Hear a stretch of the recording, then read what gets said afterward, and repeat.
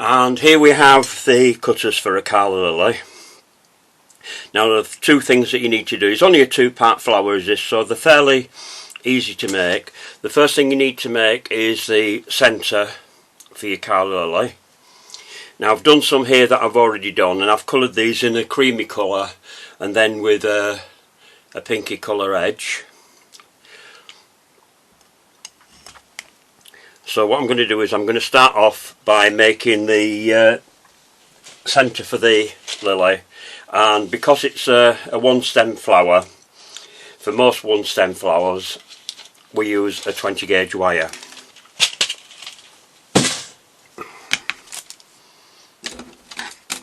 So I'm going to cut that into three.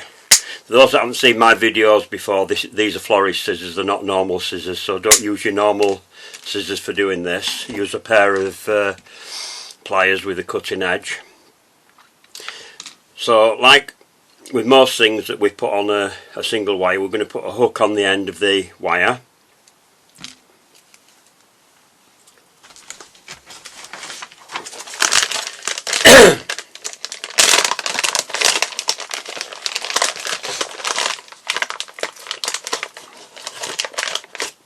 Get some flour paste out for that.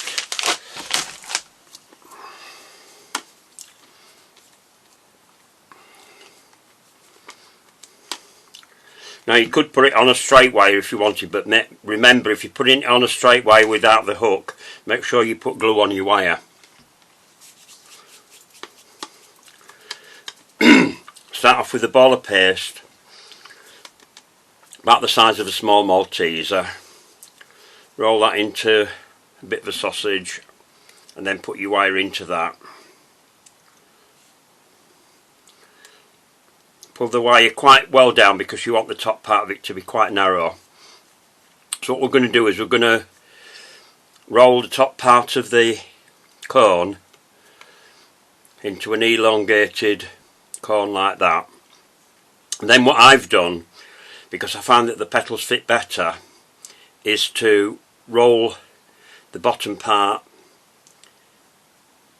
fairly narrow as well, because that's where I'm going to attach the petals to the bottom part there. This is a bit bigger than I've done on the other one. You can make that a little bit smaller. Depends on the size of cutter you're going to use. I've got one here that I've already dried.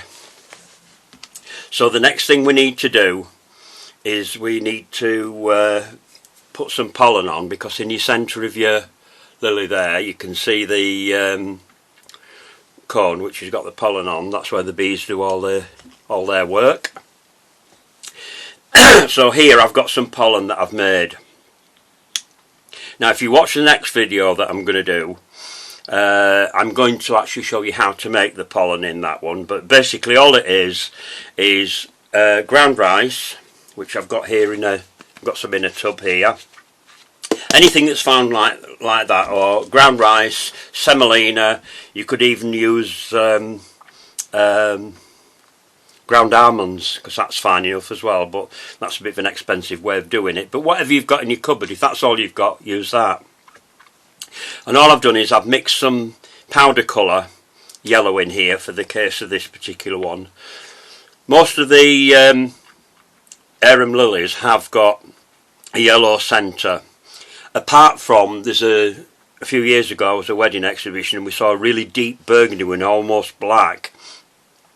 The pollen in that is the same colour as the flower, so it's a good idea to get books from your garden centre or anything like that. Any online plant growers or whatever send catalogues out, and there you can have a look at the colours and you can study for yourself. Or if you can get hold of the actual flower, that's even better. So what I'm going to do first of all is I'm going to coat the top part of that cone down to the thick part, not the bottom part here, just down to the cone there, down to that line, with glue. Then put that into your pollen, roll that around. So you've covered all of that part of the centre with your pollen. Pop that to one side. Now normally I would let that dry, but I haven't got time to do that in this video, so we're going to crack on. So I'm going to use the largest one out of this. You can do smaller ones. They go down to really tiny ones of these, but I wouldn't recommend doing that one. That's a bit too small. But it depends on what you're going to use it for, as to what size you're going to do.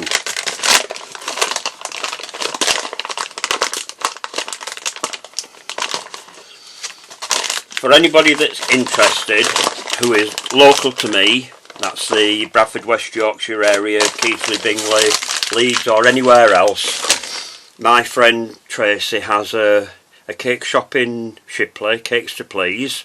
I've probably mentioned her before. A lot of the flowers that I'm making now, the sprays and things like that, I am going to take them into the shop at some point. So if anybody would like to purchase any of the flowers that I've made in my videos, you will be able to. But please be aware they're not that cheap, because they take a long time to make. What you see me do on camera is all split down a lot of the bits and pieces I've already made. There's a lot of time and effort goes into making flowers. For anybody that's starting up, remember to time yourself and charge per hour when you're making anything. This is where a lot of the cost is on wedding cakes and that, and this sort of thing, you know. So if you're going to somebody who can make sugar flowers and things like that, then please don't expect them to do them for nothing, because it's not worth the while doing that.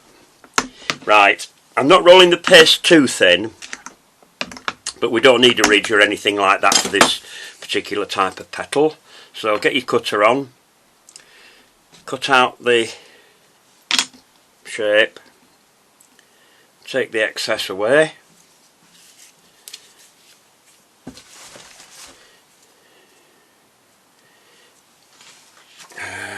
What have I done with my paste? It's over there. I talk to myself when I'm doing things, so you have to bear with me. Anybody that knows me knows what I'm like. Right, so we'll take that off the board onto your pad. Now, I'm not going to bother thinning the edges for the simple reason that we're going to do the edges with something else. So what I'm going to do now is I'm going to start off using the silk veining tool, which is the one with all the veins in. This is a gem one. Anybody that's got the Holly Products one, that is a porcelain one. I don't use those anymore because they break too easily. I'm always dropping them on the floor. So these are plastic and they're a lot easier to use. Roll out in a fan motion from one side, from the centre again, out the other way. Make sure you follow the shape of the petal, and then, where's my other little tool gone? Yeah. With your Dresden tool, the thin end, I'm going to start at the bottom in the middle here, and I'm just going to pull a line up the centre for the central vein on that. And then what I'm going to do is I'm going to get this onto my hand, and then with your veining tool upright, go around the edge and follow the way that the veins go, and just roll it and frill the edges. The reason I'm doing this is because then when you come to curve your petals back, you'll find that they'll go in shape a lot better, so you get that curve over the edge of your petals. You might, when you're doing this, have to change fingers, because it does make your fingers quite sore when you're doing this, because you have to put a fair amount of pressure on, right on the bone with your fingers. So right round the petal, down as far as you can, like that. Okay. Next step. Glue across the bottom. I'm going to go right up to where the veining starts there, and then down one side. Like that.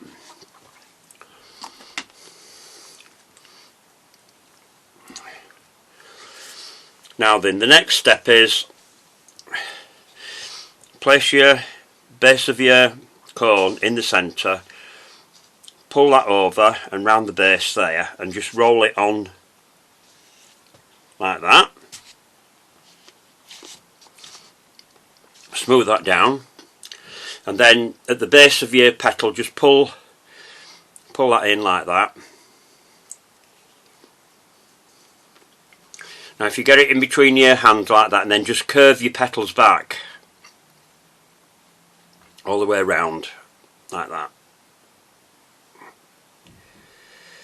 Then when you've done that, if you pinch the top together like that and then curve that back like that.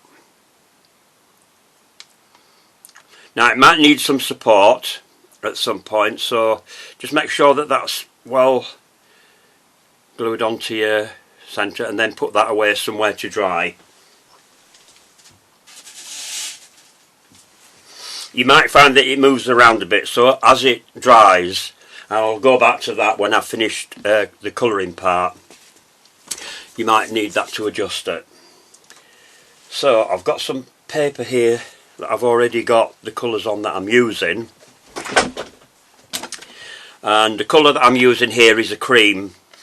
I can't remember which one this is because it's a Squire's Kitchen one, and it's all worn off the label. I've had it a long time, but there are a number of different creams that you can use in the edible art range, which I tend to use most of the time. Any of the luster creams will do. So onto your brush, off your brush. Now because I tend to make these in white, for the simple reason that I find them a lot better to get more delicate colours in them. So start from the edge and brush down with the cream dust all over. The reason I use the luster colours on these is because you get that sort of waxy look when you've steamed them that you get on the actual flowers, because they are quite waxy looking. You don't have to go all the way down, go down as far as you can, the part that can be seen, and then onto the back and do the same.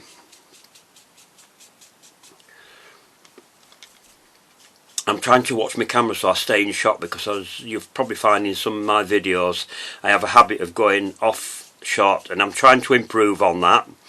I try to remember to look at the camera, because unlike a lot of people, I don't have a camera person holding the camera and pointing it where it needs to be pointed when I'm doing these things. So I'm trying to do one job and do another job at the same time. So as you ladies would call it, I'm multitasking. Right, so once we've done the green, then the next step is I can go on to the pink. Now I've used the pink that I used in the last video for the orchids, the Phalaenopsis orchids, and this one is called Raspberry Shimmer, which is that one there. Turn it round so you can see it the right way up, which is a really nice pink luster. There are paler ones as well, but it's up to you what colour you use, because there's loads of different variations in Calla Lilies anyway. I just wanted to make something that looked a bit more interesting. So what I'm going to do is I'm just going to catch the very edges of the petals with this.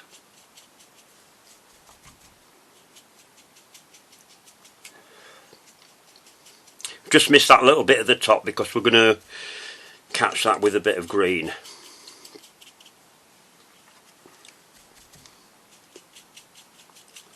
Right round the edges, like that.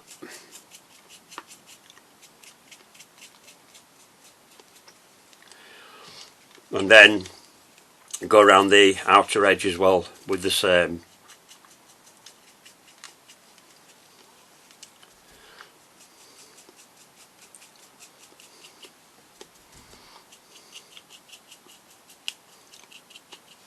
There we are, back and front. And then with my green brush, when I find it, just had hold of it, there it is. I've got some tropical lime that I'm using. I don't tend to use dark greens on these flowers, because sometimes if you do it too dark then it just looks a bit too much. So I tend to use, for anything that I'm going to do with the tips of flowers like lilies and things like that, use the tropical lime, or lime which is slightly darker. There's two different ones. Just catch the edge of the tip there like that, and then the same on the back. And then if you turn your flower upside down and just go around the bottom, because you don't have a calyx on these, so we just do a bit of green around the bottom there, on that, and that's done. So then I can pipe those into a... I'm just trying to look to see how much time I've got. Yes, I've just got enough time to tape these together. Now if you want to put individual flowers on your in your sprays, what you can do is if you get a bit of kitchen roll like this, because they've got quite fleshy stems, and this goes for a lot of flowers that have got fleshy stems, particularly a lot of the spring ones like tulips and daffodils and things like that. You just start rolling it round your wire like that and go all the way down just to thicken it up like that, just like that, as Tommy Cooper would say. And then what you can do then is get some full width tape and then go over the top of it then with the full width tape.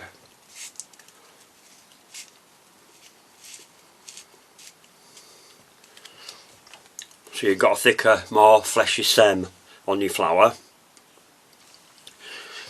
And then you can tape them into a spray then. So if you use the same tape again,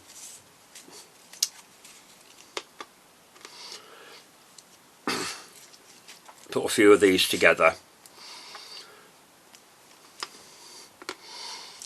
I might just put 3 in this spray because we always put odd numbers in, so just bend that up a little bit so we don't catch the edge of it.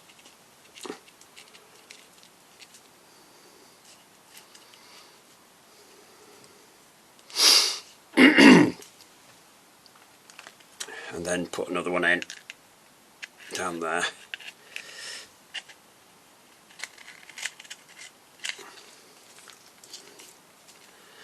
Make sure you keep your tape really tight and don't forget to pull your wires in when you're doing sprays so that they don't move around. Because if they do move around, it's because you haven't got your flowers right down to the wire. Then tape down, and there we have a stem with 3 of the lilies on it. Well, I hope you've enjoyed that, and I look forward to seeing you in the next video, which is not going to be too long because now Christmas is over. I'm getting into the move now.